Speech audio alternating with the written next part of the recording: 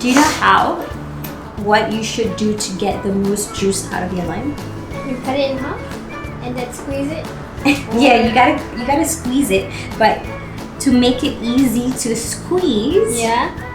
you kind of roll it like on a flat surface. Right. So this will make the lime release more juice. Ooh. Yeah, when you I never squeeze do it. that. Yeah, because you're loosening the pulp inside. Another trick is to pop it in the microwave for about 10 seconds. Okay.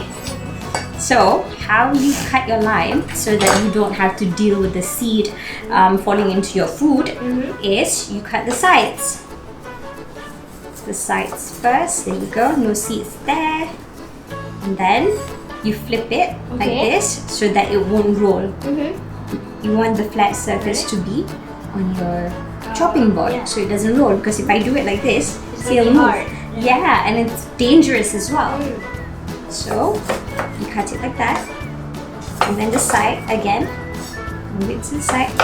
See, no seeds. Wow. Right? And then we're just gonna squeeze it everywhere. You wanna help me squeeze some lime?